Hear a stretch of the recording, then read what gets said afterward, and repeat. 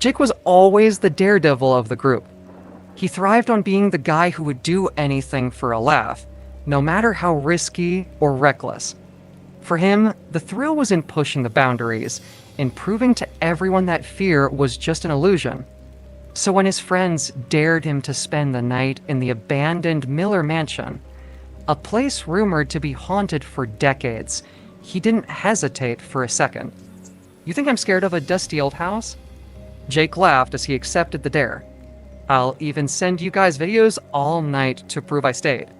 The mansion sat on a hill cloaked in trees, its roof sagging and windows broken, like it was waiting to swallow anyone foolish enough to enter. Locals told stories of strange noises, flickering lights, and shadows that moved without explanation. Some claimed that no one who spent the night there ever left quite the same. Jake, however, scoffed at the tales. He packed a flashlight, his phone, and a backpack of snacks. Easy money, he told himself. Thinking about the bet he'd win by morning, as the sun dipped below the horizon, he made his way up the gravel path toward the creaking wooden doors of the mansion. His friends waited in the distance, laughing and filming as they watched him enter. "Don't get too scared." His friend Mark yelled, but Jake just waved them off. Once inside, the air felt heavy, like the house was holding its breath. The walls were covered in peeling wallpaper, and dust coated everything. A grand staircase loomed in front of him, its steps creaking as he ascended. He decided to explore the upstairs bedrooms first. After settling into one of the rooms, Jake set up his phone to start recording. "Piece of cake," he muttered into the camera.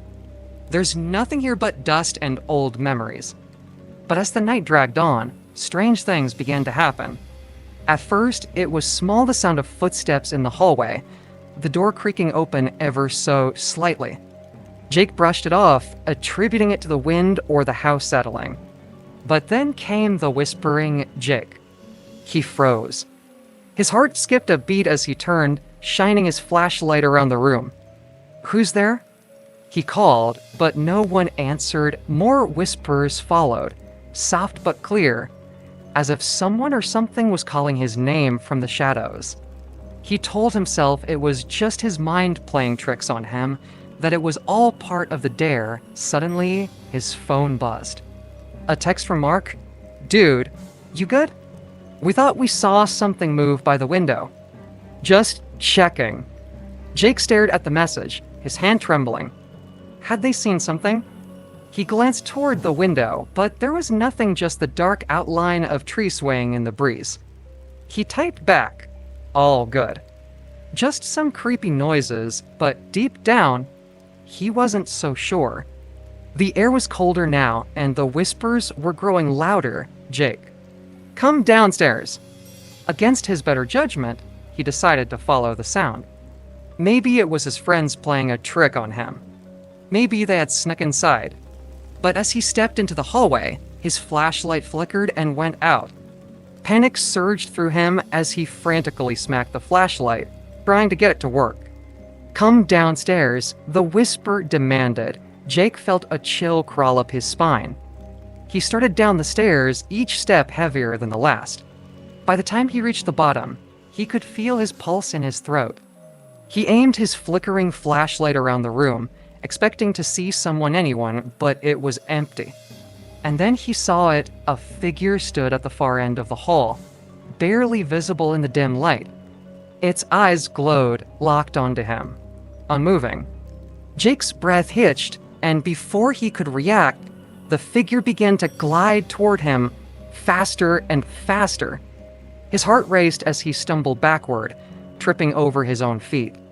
He bolted for the front door, but it wouldn't budge. The figure was almost upon him now, its whisper turning into a low, guttural growl. "Jake, stay." With one last desperate push, the door flew open, and Jake burst out into the night, sprinting down the hill, his lungs burning with each breath. His friends saw him coming and ran to meet him, laughing until they saw the look on his face. "What happened?" Mark asked, but Jake couldn't speak. He couldn't explain the terror that gripped him, the certainty that he had been moments away from something far worse than death. he never talked about what happened in the mansion that night. But Jake was never the same. The daredevil who once laughed in the face of fear now avoided even the smallest risks. And every night, as he tried to sleep, he could still hear the whispers. Jake's story serves as a haunting reminder of the fine line between bravery and foolishness. What started as a simple dare turned into a life-changing experience, not because of ghosts or monsters, but because of his own reckless decision to challenge the unknown. Sometimes fear is there for a reason, and Jake's encounter with the dark taught him that not all dares are worth taking.